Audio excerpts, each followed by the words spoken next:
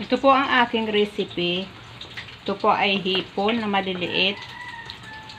Ang ingredients ko po dito ay bawang na maliliit, hiniwa-hiwa ng maliliit, saka sibuyas. At nilagyan po ng asin. Pagkatapos po ng lagyan ng sangkap, nilagyan ko po yan ng harina. 1/2 para magdikit-dikit sila dyan. At iprito. Yan. Lagyan ng magic sarap, pampasarap. Tapos na. At ito na siya. Ready na ang lutuin. Ayan na po siya. Niluto ko na po siya. Very crunchy.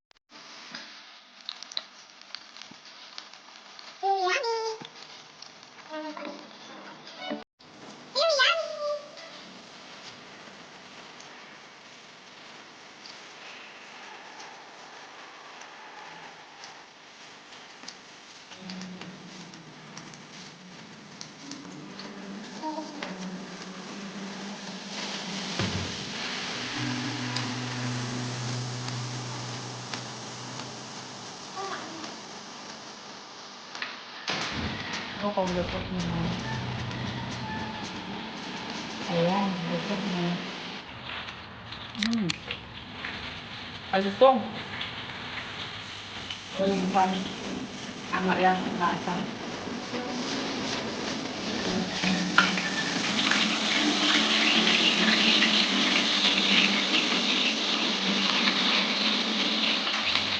Sada.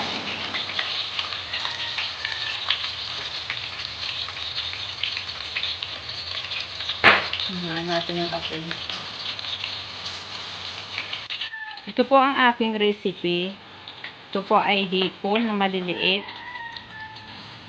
Ang ingredients ko po dito ay bawang na maliliit, hiwa-hiwa ng maliliit, saka sibuyas. At nilagyan po ng asin. Pagkatapos po ng lagyan ng sangkap, nilagyan ko po yan ng harina. 1/2 para magdikit-dikit sila dyan. At iprito. Yan. Lagyan ng magic sarap, pampasarap. Tapos na. At ito na siya. Ready na ang lutuin. Ayan na po siya. Niluto ko na po siya. Very crunchy. At masarap. Tamang-tama yung timpla. Ayan. Malutong.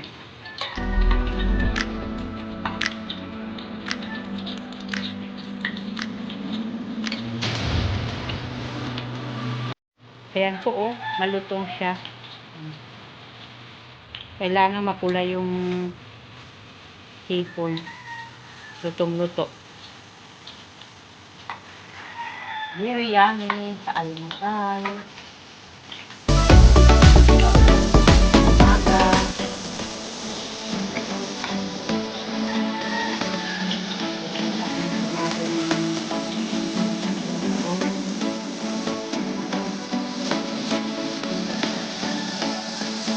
Kailangan kunti-kunti lang po ang paglalagay para lutong-luto. Ayan. Manipis lang. Para hanggang loob yung pagkakaluto. Ayan guys. Luto na siya. Ayan na oh.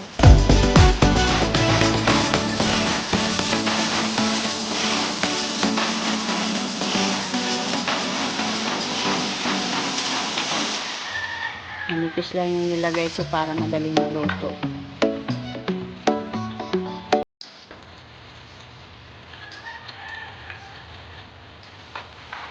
Liit ng alam ko.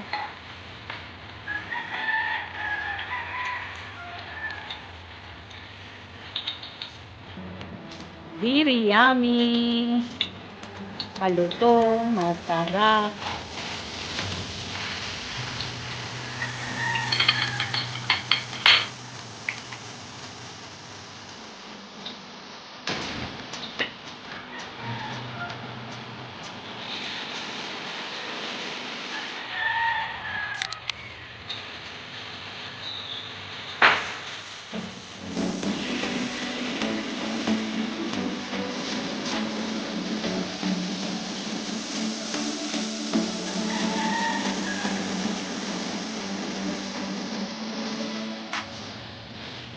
Okay.